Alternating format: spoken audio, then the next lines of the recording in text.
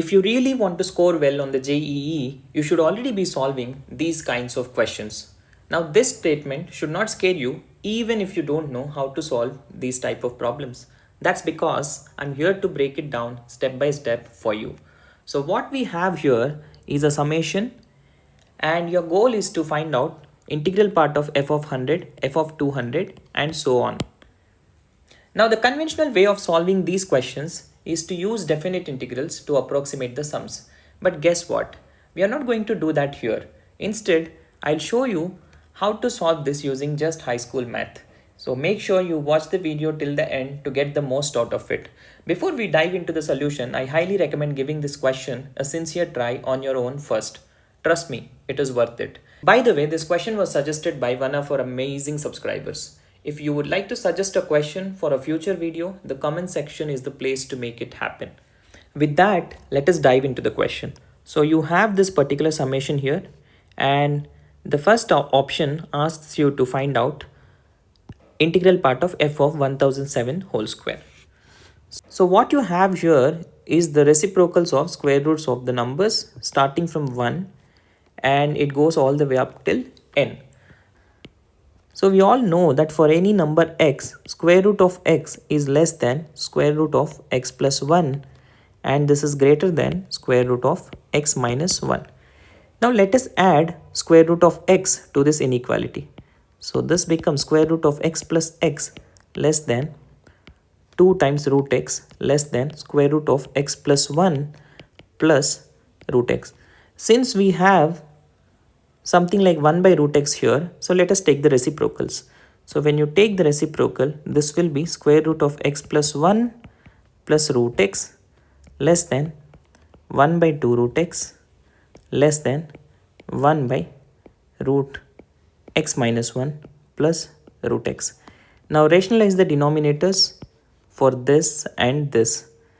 Then you'll get square root of x minus 1 minus root x in the numerator and 1 in the denominator less than 1 by 2 root x less than square root of x minus square root of x minus 1 divided by 1. Now multiply the whole inequality with 2, then you will get square root of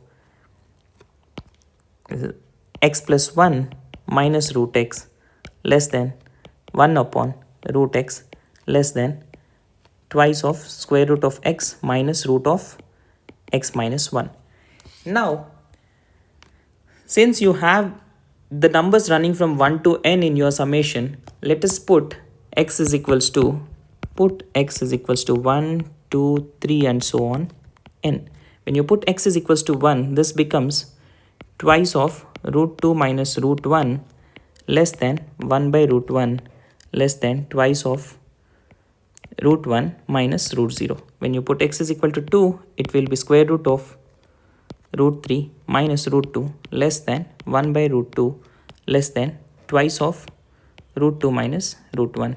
Similarly, put x is equals to 3, it becomes root 4 minus root 3 less than 1 by root 3 less than twice of root 3 minus root 2.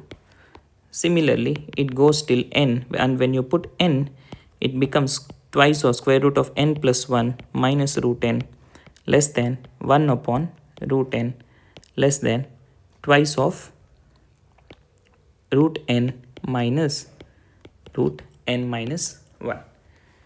So now we have, so let us consider this part of the inequality. So this is one part of the inequality and this is another part of the inequality. Alright, so let us add all these equations. So whatever are there in the red box, then you will get 1 by root 1 plus 1 by root 2 plus and so on plus 1 by root n less than twice of root 1 minus root 0 plus root 2 minus root 1 plus root 3 minus root 2 plus and so on plus root n minus root over of n minus 1. Now minus root 1 plus root 1 gets cancelled, minus root 2 plus root 2. Similarly, all these terms will get cancelled, and what remains is twice of 2 root n. Alright. So your f of n is less than twice of 2 root n. Now let us go to this particular part of the question and let us add up these inequalities. So that will give you twice of root 2 minus root 1 plus root 3 minus root 2 plus root 4 minus root 3 plus and so on plus root of n plus 1 minus root n less than 1 by root 1 plus 1 by root 2 plus 1 by root 3 plus and so on 1 by root n. So that is simply your f of n. So this and this gets cancelled. Similarly, this and this gets cancelled. And what you will be left with is twice of root of n plus 1 minus root 1, which is 1. This is less than f of n. So you have f of n less than 2 root n and 2 root n plus 1 minus 1 less than f of n. So twice of root of n plus 1 minus 1 less than f of n less than twice of root n. So let us verify first option. In the first option, you are asked to find out integral part of f of 1007 whole square. So let us put n is equals to 1007 whole square. So twice of square root of 1007 whole square plus 1 minus 1 less than f of 1007 whole square less than twice of 1007. So this is simply 2014 and this is f of 1007 whole square, and this will be, this part is greater than 1007 and this part is greater than 1006. So this total part is greater than twice of 1006. So this is 2012. So this will be 2012 point something. So less than f of 1007 whole square less than 2014. So f of 1007 whole square lies between 2012 point something and 2014. So f of 1007 whole square can be either 2012 or 2013. But now, how do we decide exactly whether it is 2012 or 2014?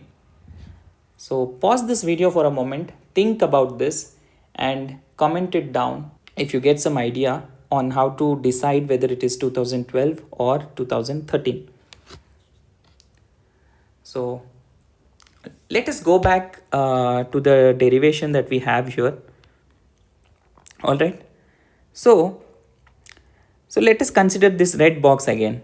All right.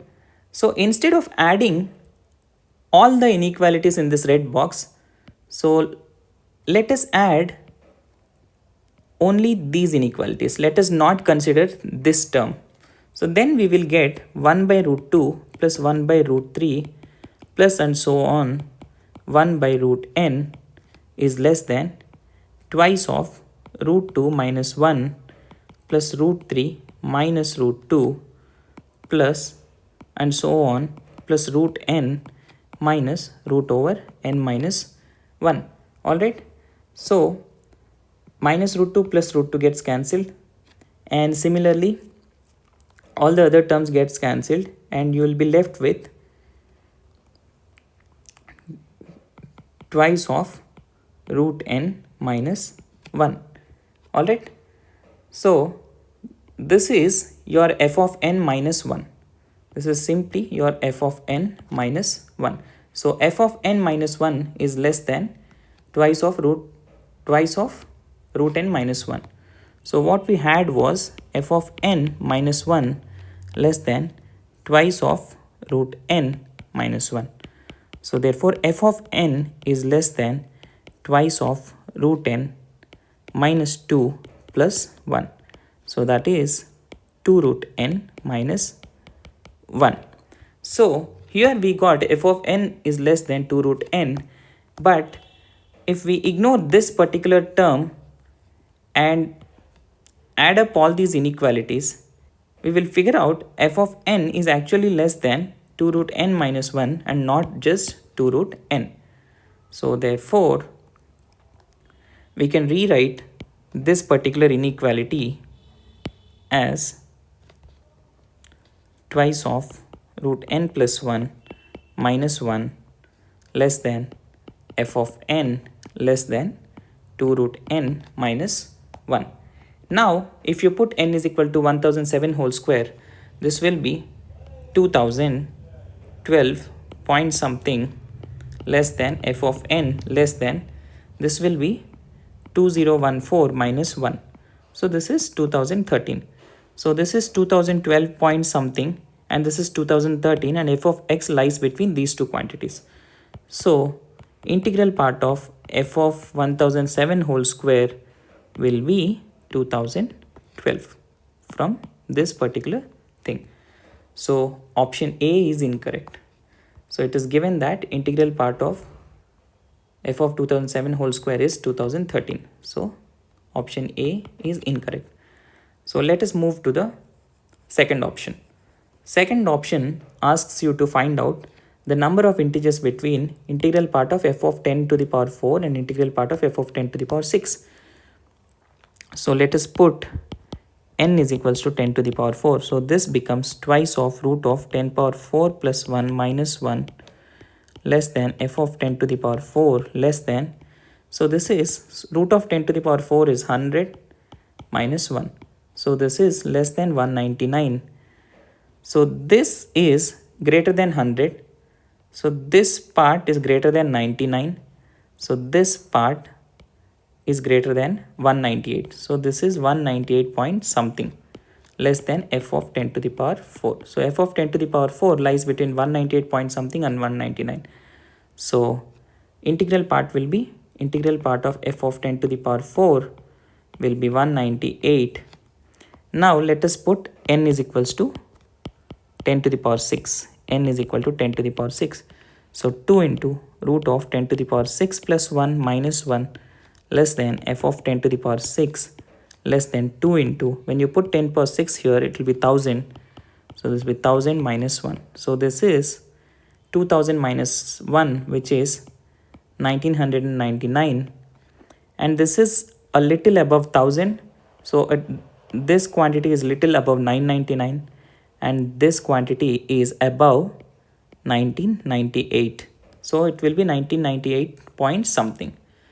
So the integral part will be simply 1998. So integral part of f of 10 to the power 6 will be 1998. So in the option you are asked to find out total number of integers between integral part of f of 10 power 4 and f of 10 power 6. So that will be 1998 minus 198 minus 1. So that will be 0, 0, 18 minus 1. So this is 1799. So option B is also incorrect. 2800 is given in the question. So option B is also not correct. So let us go to the third option. So number of integers between integral part of f of 100 and f of 400. Okay, I'll erase this part. We have to find out integral part of f of 100 and f of 400. So put n is equal to 100. Put n is equal to 100. So you'll get twice of root 101 minus 1 less than f of 100 less than, root 100 is 10. So this is 20 minus 1. So this is simply 19. This is less than 19. This is above 10 and this is little above 9. So this total quantity is above 18. So it is 18 point something. Therefore, integral part of f of 100 is equal to 18. Now put n is equals to 400. So that will give you 2 into square root of 401 minus 1 less than f of 400 less than 2 into root 400 is 20 minus 1. So this is 39. So this is above 20. So this is above 19. So this is above 38. So this is 38 point something. So this lies between 38 point something and 39. So integral part of f of 400 is simply 38. third option asks you to find out total number of integers between f of 100 and f of 400. So that will be simply 38 minus 18 minus 1. So this is 20 minus 1. This is 19. So option C is correct. So the answer for this question is option C. So if you know any other approach to solve this question, comment it down. And if you like the content that I'm making, give this video a thumbs up, share it with your friends, and subscribe the channel for more such content. And you can join the Telegram channel in the description to discuss some cool math. Thank you.